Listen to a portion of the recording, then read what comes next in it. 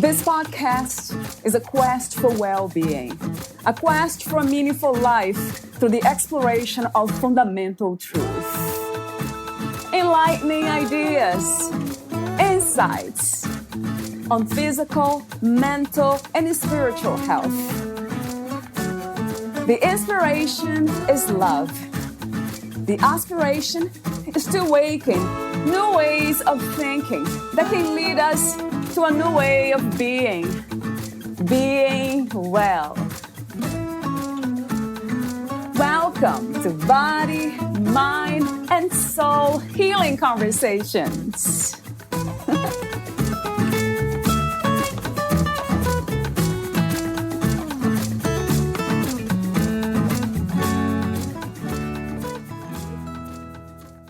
Trying to be the best you can be in everything you do is a wonderful quality, but remember to be kind to yourself as you go along. Valeria Teles interviews Julian Reeve, the author of Captain Perfection and the Secret of Self-Compassion, a self-help book for the young perfectionist. Born in Cambridge, England, Julian has enjoyed a successful and varied career in music, business, and education.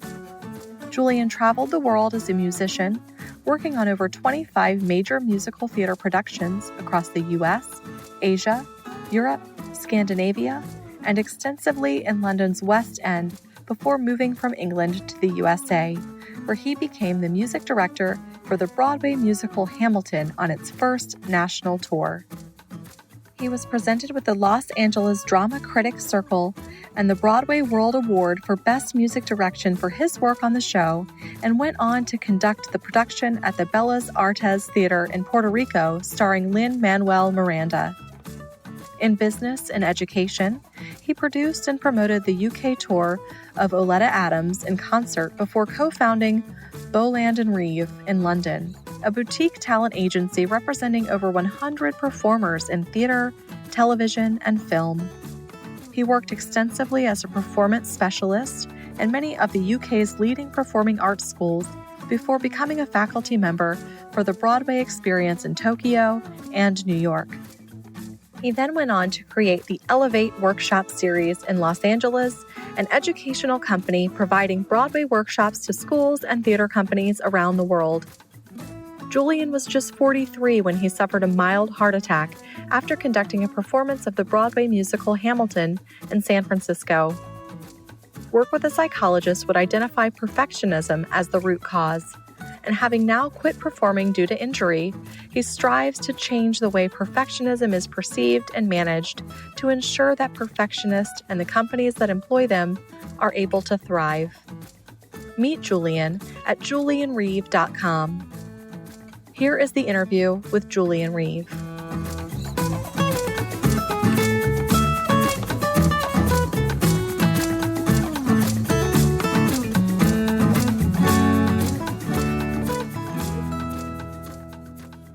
In your own words, who is Julian Reeve? Great question. Somebody who's trying to make a difference right now with perfectionism and self-compassion. Lifelong musician, sadly not doing that as a career anymore, but passionate about conversation and encouraging well-being within the general community. Would you call that a purpose, that you found your purpose in life? Very much so. It's a shame that it was kind of born in the way that it was. But they say that, tragedy does kind of fuel some positivity and point us in different directions. And yes, absolutely. I do believe I'm on the path that I'm supposed to be on. I often ask the question about if it's always necessary to go through tough times to understand profound lessons. And most often than not, I get the answer that yes, not in every case, but most cases, yeah. Yeah, I totally agree with that. It's part of life, isn't it? I think, and I think arguably we learn more from the things that affect us very deeply and the pain that entails, rather than life's highs sometimes. What do you think is the purpose of the human experience, Julian? Oh, love that question. Mm-hmm. I'm a strong believer in the fact that we all have a duty to be the best that we can be. whatever that means. Everyone has different talents and drives and ambitions, and there's no right and there's no wrong. I do think showing up and committing to whatever it is that you are built to do is super important. And I think if we all did that, I think we would be living in a very different world than we are right now. And I wonder what gets in the way of finding meaning and purpose in life. Would you say fear or perfectionism at that? Yeah, absolutely. Both of those. I think a lot of it too is that, I don't believe we ask the right questions early enough in life. True. I did a really fun chat with 600 children in England yesterday between the ages of 11 and 18. And a lot of the talk was really encouraging them to, even though that they're growing and still establishing their character and how they want to behave and who they want to be in life and all those things, you can still ask yourself the fairly deep fundamental questions, as in why. And I'm a big believer in that question, and try and ask myself why in pretty much everything I do. What's the why behind the sentence that I've just written? Is it strong enough? And I think if we kind of commit to that kind of knowledge early enough, then, that can certainly put us on a stronger path later on. And I agree. In that, would you call that self-knowledge? Yeah. Yeah, some call it wisdom too. But it seems like wisdom takes experience, right? Yeah, completely agree with that. I mean, I wouldn't call myself wise. I doubt I will ever call myself wise. That's probably my perfectionism talking. Right. But yes, I do believe that, self-knowledge is very different from wisdom. Wisdom is probably the mastering part of your self-knowledge. So you've done the digging, you've figured out what it is. Now you have to master it. And I think, wisdom comes from the mastery of self, which then translates to helping others master themselves. And then the question about mastering, what are we looking for? What are we trying to master, really? What's the destination, per se? Yeah, I kind of walking hand in hand with what I said earlier about committing to be the best that you can be. I think, we're all aiming for very different things, and that's great because we need everyone to aim for very different things. Otherwise, it would be a very one-dimensional world, and it just wouldn't function properly. Sure. So, what are we aiming for? I think is. I think the one of the important things to remind yourself when you're asking those questions is to eliminate the word should.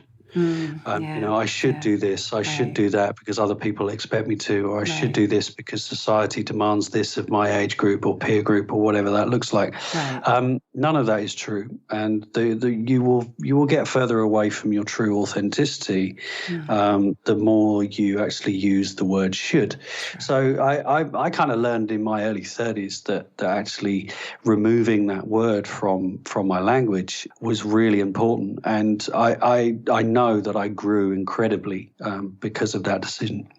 And success, how do you define success these days? What is to be successful to you? Success for me is happiness, whatever that looks like. Again, happiness is a very personal decision. It's a very personal feeling.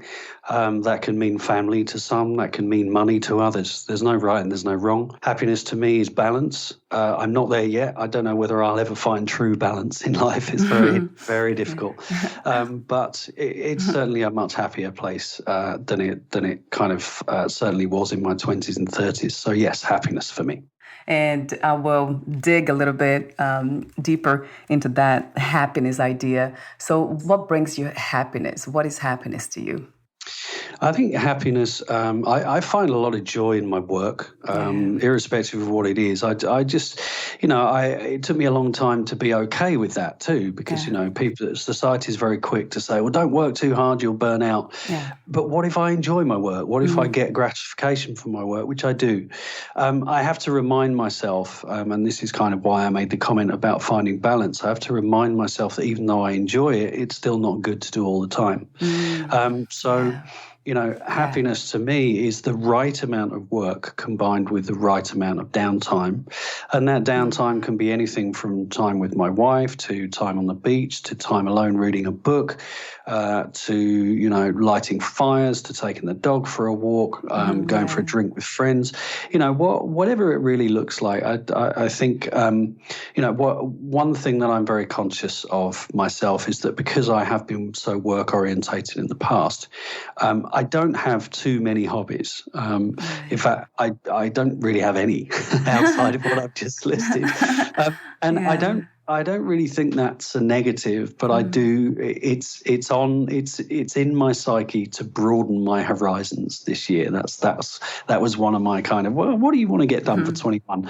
That's what I want to do. And now that we're settled where we are, perhaps getting further into the community and outreach that way. Yeah, and it seems like you're doing that, finding this new way of having joy and happiness. Yeah, it could be doing this, even speaking on what do you believe in. Yeah, I mean, very much so. 2020 has been a different time, so challenging, change. What insights have you gained from 2020? How did you change? Yeah, 2020 for all of us was chaos, right? I mean, none of us expected it. We were thrown into this unknown world that, quite frankly, we weren't prepared for. And, we didn't really have the tools. So we kind of had to look around for those tools. And I know certainly everyone I've spoken to date has learned an awful lot. I think what I've learned is, 2020 in a strange way for the first part of lockdown was very much part of the plan, because I was always destined to kind of write this book, and it was all set to be written around the time that I wrote it. So in that way, it didn't really affect me too much at the beginning. Because I'm a very kind of glass half full thinker, I'm very good at, everything's fine, even when it's not. Right. So I think the biggest thing that I've learned is I've learned to listen to what my body tells me even more. I got better after the heart attack in 2017 in terms of the physical symptoms, but the mental symptoms, the psychological effect of being in the same place all the time, not interacting as much as we want to, lack of interaction with family, all of that sort of stuff sends very different signals to a heart attack, for example. So I think I've kind of developed some nuance and understanding in that way, and kind of learned to recognize what those triggers are, and then, given myself freedom to actually lean into that and for that to be okay. So my last warm-up question is about freedom. What is to be free from your perspective? I think freedom is present. And what I mean by that is that you're not affected by the past or the future. That's really where complete freedom lies for me. And as a performing musician, I found that quite difficult because certainly as a perfectionist, you can be looking over your shoulder as to what happened last night in the show. Yeah. You can also be looking forward to, I know I've got this really difficult piece coming up. I don't want to screw it up in front of 2,500 people. You're rarely in the present. But when you find that present, and there was a very powerful experience that happened to me. I was conducting Hamilton at the Kennedy Center in DC. And this was sometime after the heart attack, and I'd gone through all sorts of journeys with self-compassion and meditation and all those things. And I found myself so relaxed and so kind of focused that I was able to watch myself conduct the show. So I was kind of floating above myself about 5 feet in the air, and I was able to see the stage in front of me. I was able to look directly down on me, and I was also able to see the audience reaction. Wow. And that all of this is, in the middle of a show with 2,500 people behind me, and obviously a stage full of actors in front of me, and an orchestra beneath me. So that was a really powerful experience, and all brought around by present. Because I wasn't worried about what happened last night. I wasn't worried about what was going to happen. It was simply present and learning to enjoy. Yes, you can still recognize thoughts. We can be mindful with thoughts as they crop up, but we don't have to engage with them. And I think I remember being so free in that moment. And I actually, it affected me very deeply, and I ended up in tears for quite a long time after the show. Yeah, that sounds to me like a mystical experience or out-of-body spiritual Right. experience, really. They call it spiritual awakening, even. I know you talk about meditation and mindfulness. Do you have any other beliefs or practices that are connected to spirituality? Breath. Yeah. I think breath work is so important, and I had no idea how important it was and how intrinsically attached it is to performance and to anxiety and all of those things. And after the heart attack, I was, I got into some work with a psychologist, and he introduced me to self-compassion, and then my work through self-compassion introduced me to meditation and breathing. And ironically, I found that I had a real problem with my breath because my breathing technique was inverted. So when you breathe in, your diaphragm, your gut is supposed to expand. And when you Right. breathe out, it's supposed to retract. Mine was inverted. So whenever I was breathing in, my gut was going in, and breathing out, my gut was going out. So I wasn't breathing properly, and that also paid or was very difficult in performance, because we actually found out in a show at certain parts when things are tricky and a bit tense, I would hold my breath. So I had to really kind of learn how to breathe again, as in go back to real basics. Yeah. And it's breath work for me goes hand in hand with meditation in terms of being able to start the day clear and clean and with a clean slate, and that's now very much an integral part of my kind of daily routine.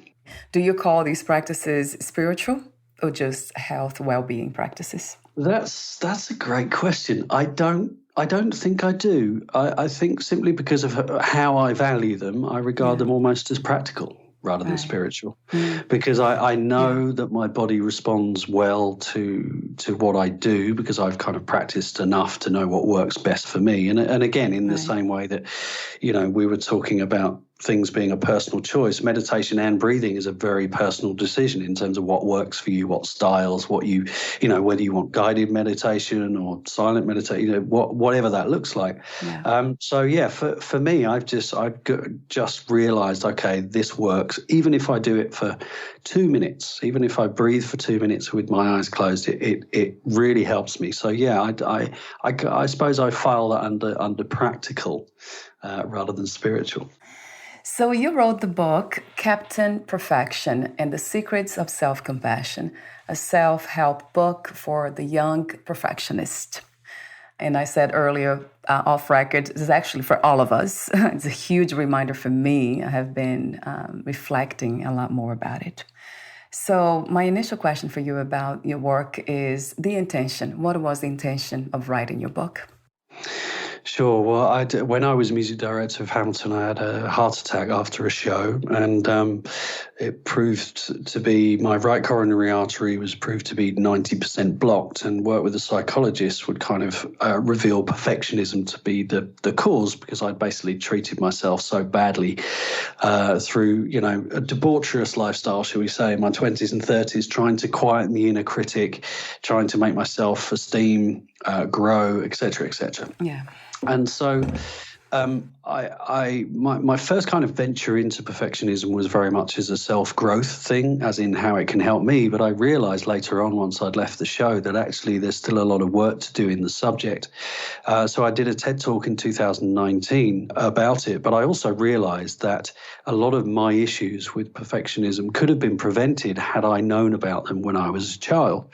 I didn't know about them when I was a child because perfectionism was largely unresearched and discovered before around 1990, and I was born in 1974. So I grew up in a very perfectionistic environment. Both of my parents were very highly successful educators and musicians, and they were both perfectionists, and I was a perfectionist probably from the age of 4. Wow. But we never talked about it because we never realized that that's what we were. Wow. So I basically set about with this book, I set about writing the book that I wish I could have read when I was that age. True. And you did a beautiful job. I love the illustrations, and they're fun to look at it. And it's so simple. I love simplicity. So the way you talk is just to me, it goes back to that idea of spirituality. It's very simple, so simple. So perfectionism, you talk about healthy perfectionism and unhealthy perfectionism. So I would love to know what constitutes perfectionism in general, and also how do you distinguish them? How were you able to distinguish the two? Yeah, so society has kind of got into a little bit of a bad habit with perfectionism in kind of thinking about it as one thing. Yeah. And it's really important to remember that it's multidimensional. We could talk probably for several hours in terms of how multidimensional it is. I mean, the kind of leading psychologists on perfectionism aren't actually all agreed in terms of how it should be measured, how we actually describe it and portray it, because there are several ways to describe and portray it. The way that I portray it in the TED Talk was simply to identify two parts of perfectionism. There are other ways, but I felt at the time that this was the easiest for people to relate to. So positive perfectionism and negative perfectionism is better described as adaptive perfectionism and maladaptive perfectionism. Adaptive perfectionism is all the healthy stuff. So, adaptive perfectionists are known to be highly conscientious. Their work ethic is incredible. Their attention to detail is incredible. And, the general drive to want to be the best and want to be their best if it's approached in a healthy way, is described largely by that adaptive side. Right. Maladaptive side is very, very different. Maladaptive perfectionism is largely when we're pushed to do something rather than want to do something. So the driving comes from somewhere else. So even though we're striving for, let's say, let's just argue that we're striving for perfection in making the next iPhone, which Steve Jobs actually did, because he was a very famous and well-known perfectionist. If you're pushing yourself because you want to achieve that, that's kind of adaptive perfectionism. If you're pushing yourself because you think that you have to, either for others or for yourself, and you are worthless unless you achieve that goal, that's unhealthy perfectionism. So the two they're kind of subtle differences, but actually they're not subtle at all. And it's really important that we get back to that, to kind of thinking about perfectionism in those ways, the fact that it is adaptive and maladaptive. Those are different terms, right? Negative, right. Yeah. I never heard it that way. Interesting.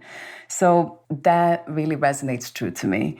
Fear, low self-esteem, this low, this idea of not having enough self-worth that will lead us to have or develop this negative perfectionism. That really makes sense. And what I love about your message too, which is very simple to me, is that if it's coming from a place of self-knowledge, if we know what we want and we are trying to do what we want, we are doing what we want in life, then it's okay. It won't cross that line. It's that possible to, even if you love doing what you do, it was your case, you still are at risk of becoming, dysfunctional with perfectionism. Yes, and that's actually the hardest part of my work, really, is connecting with people with that message, because, probably 9.99% out of 10 perfectionists won't want to look at their perfectionism in any way, and the reason why is that they value it. So they believe that their perfectionism gives them the edge over the competition. They believe that it actually makes them special. So, and they actually also believe, and this is dictated by the fixed mindset that perfectionists are governed by, they also believe that actually there's nothing that they can do about all the bad stuff, the anxiety, the depression, the burnout, the suicidal thoughts, the high blood pressure, the cardiovascular disease, all of that stuff. They think that, well, if I'm a perfectionist, I've got to put up with those in order to, kind of benefit from the adaptive parts. And that actually isn't true. So to your point, it's about knowledge and it's about understanding. And, when I work individually with people, I go right back to, where did your perfectionism come from, but we very quickly get into what are your values? You know, what are the parts that you want to keep? What are the parts that drive you crazy?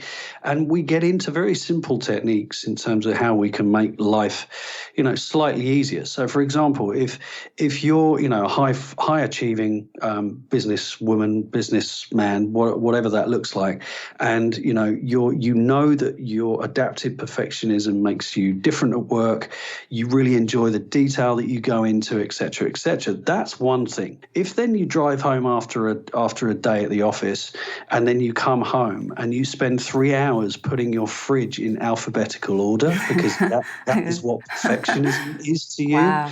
then there's something very wrong. And Right. so it's simple, and this is a really trick that I get, a really neat trick that I just get people into very, very early on. Prioritize your perfectionism. You're going to release stress and anxiety immediately by making those choices. So write down the 3 things that perfectionism does for you, and write down 3 things where it doesn't do anything for you, but it affects you in really negative ways. And the minute that you can try and shift the mindset to a growth mindset and realize that actually by reducing your experiences with the parts of perfectionism that doesn't serve you, you're then going, oh, wait a minute. And the kind of deeper work within that is that by taking the fridge ordering out of the equation, that leaves you all of that time to perfect other things that actually you really care about. Yeah. And how you get people there too is you start to prioritize perfectionism dependent on how it affects you, but also others. So the fridge example is a really good one because how many people actually see the inside of your fridge? True. Nobody, right? So yes. Why does it matter so much? If it matters to you, why not put all that time and energy and commitment into something that actually matters for you and others? So therefore, you're almost maximizing your adaptive perfectionism by minimizing your maladaptive experiences. And then now the solution per se that you have found, which resonates all the way through to me, it's self-compassion. So would you say that that's the antidote to perfectionism? Yes, and it's kind of proven to be so. So the self-compassion was kind of proven to regulate our experiences with depression, which it is amazing. And that's it was a powerful study that came out of Australia in 2018. I still find it so fascinating that we find it so difficult to be kind to ourselves. Yeah. We're actually, for the good people amongst us, which is probably all of us, we're much better at looking after other people and having compassion for others than we are ourselves. And much of the book kind of focuses on building that language for children so that they can use that as a solid foundation moving forward. And I think a lot of the reason why people really connect with this book is that the self-compassion message is almost separate from the perfectionism, as in it can be treated as a kind of, as a standalone thing that of value outside of its relationship in terms of how it can help perfectionistic kids. Kind of my experience having kind of released the book and kind of seeing its reaction and how people feel about it, it could be that actually the real value in the book is actually much more about self-compassion than it is about perfectionism. But we'll see. It's a fascinating subject. Kristin Neff, who's the kind of leading psychologist on the subject, has done some incredible work. Check her out. If you just put self-compassion, I think it's .org, into Google, you'll find her work. But I've had so much value out of everything that she's researched and said and spoken about. It's she's really an incredible woman. Do you understand self-compassion as also self-love, Julian? Yes, I think so. I mean, it's slightly, I think one part of it is. Yeah. So self-compassion, for those that don't know, and Kristin came up with this definition, is broken down into 3 components. So you have self-kindness, where we learn to be warm and understanding to ourselves. And that's the bit that I think correlates with what you just said in terms of, us being happy and kind to ourselves. The mindfulness element is where we discover how to observe thoughts and feelings as they arise, but not necessarily suppress or react to them. And then the third part of self-compassion is common humanity, where we recognize that suffering and imperfection is part of the human experience.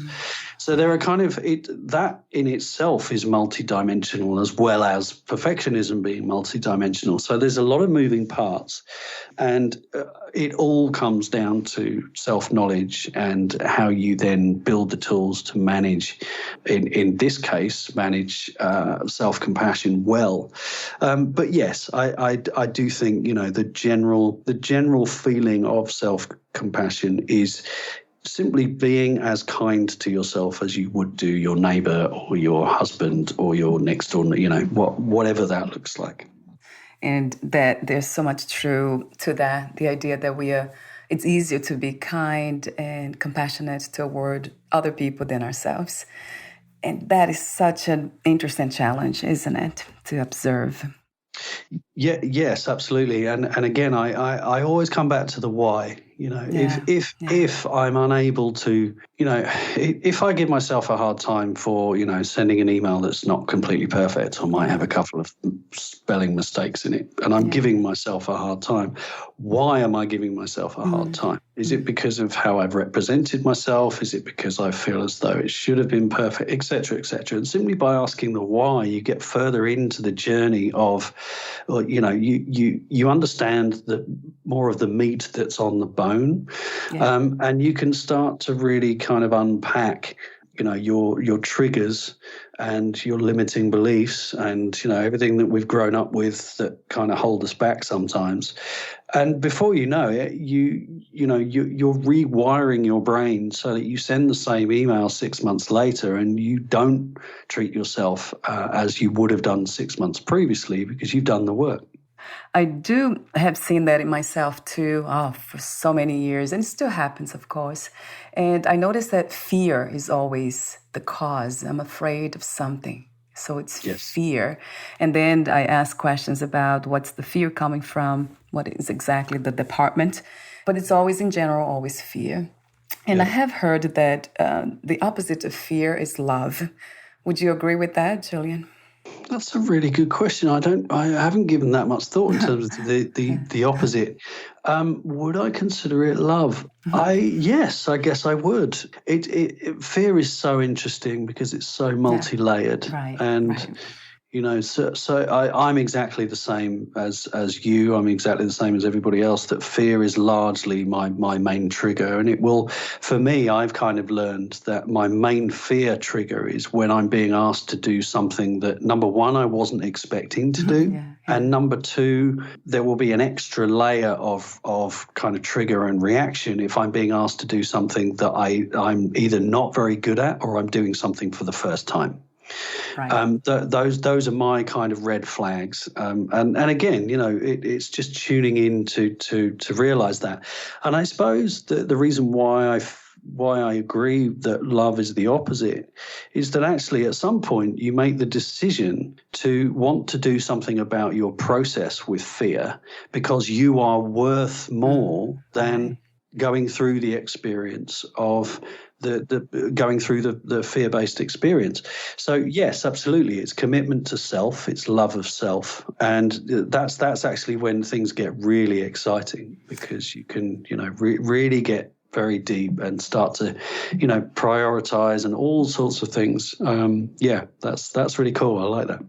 It has been amazing for me because from that space also I was able to love others too. Be compassionate toward them when they make mistakes, when they are not perfect, or when they are afraid of something. Then I'm a lot more open and prepared to help them somehow because I have done the work myself. It's an ongoing thing, interestingly. It doesn't really stop. I don't think it doesn't end. Yeah. Yeah, no, we're all the same like that. And anyone that thinks that, they've somehow mastered life, send me an email because I'd love to know how you've done it. Yeah, the destination, right? So we're almost at the end. I do have a few more questions for you, the ending questions. Would you like to add anything or read a passage in your book? No, I mean, I just, I'm trying to get the message out there. The book is called Captain Perfection and the Secret of Self-Compassion, available in the US on Amazon and Barnes and Noble.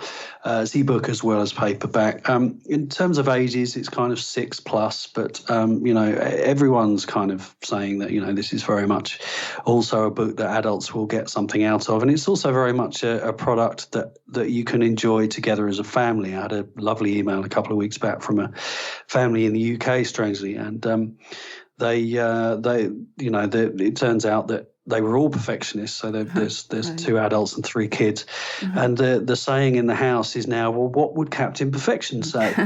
And I loved that. I actually got quite emotional when I read the email, because that's kind of job done for me. If actually I've introduced some way of open discussion about perfectionism, and encouraged adults to look at it too, because that's so important. The more perfectionistic adults realize that they have to be vulnerable with their kids, and actually simply by 2 things: by being vulnerable with your child and convincing them that you're not perfect, and actually none of us deserve to be on the pedestals that they put us on, and also empowering your child to believe that they are enough.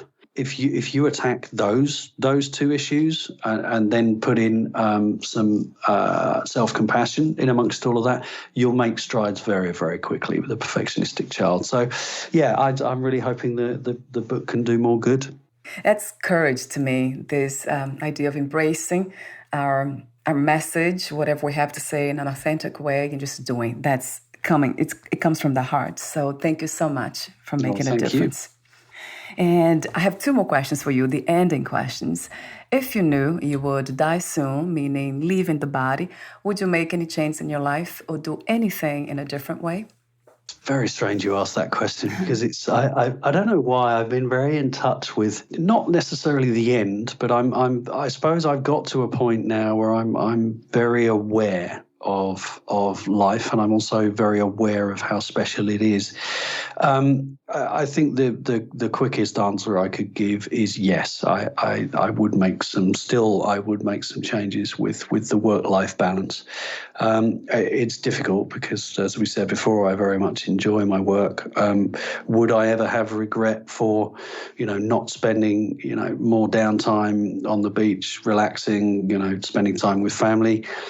Possibly, but possibly not. It's one of those things where balance on a Monday is great, feels good. That same balance that's identical on a Wednesday will feel completely wrong. And I think we kind of have to, lean into that a bit. But yeah, great question. And I suppose I'm halfway through answering that. So maybe we should do this again in a few months and I'll tell you the answer. Yeah, I would love to hear that. I love your authenticity. Yeah, it's beautiful. Thank you. And my last question is, what are 3 things about life you know for sure as of this moment? That we are all incredible human beings with so much potential and power and love and opportunity, and we don't see it, or we don't see it enough, shall I say. I know that life is a lot more complicated than we are in control of.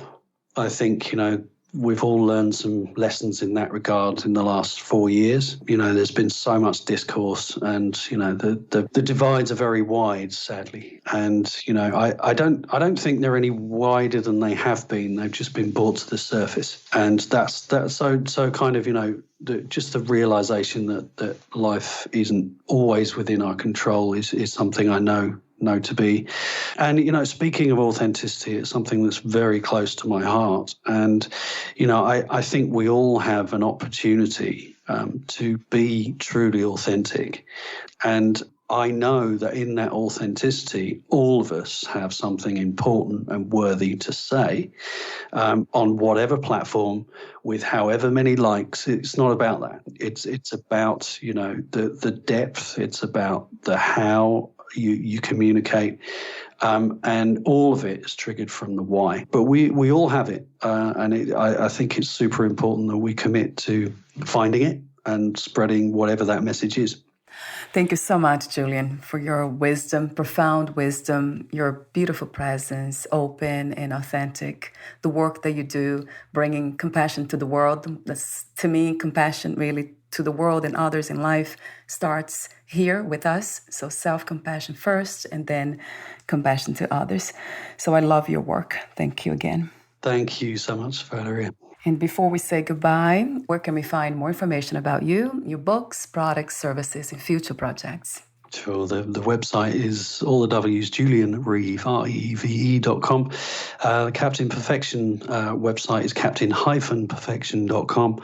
The book's available on both of those websites. And actually, there's some fun stuff for kids on the Captain Perfection site with some swag and also some free downloads for more self-compassion tools, which has been really valuable in lockdown. And yeah, I'm kind of on all the social channels. And so reach out, if you've got any issues with perfectionism that you want to explore, let me know and I'll certainly do my best to help.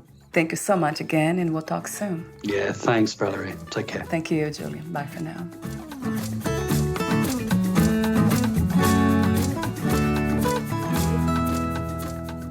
Thank you for listening. To learn more about Julian Reeve and his work, please visit julianreeve.com.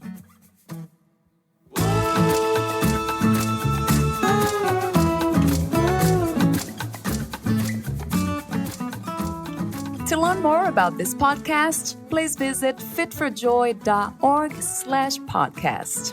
Thank you again for listening, and bye for now.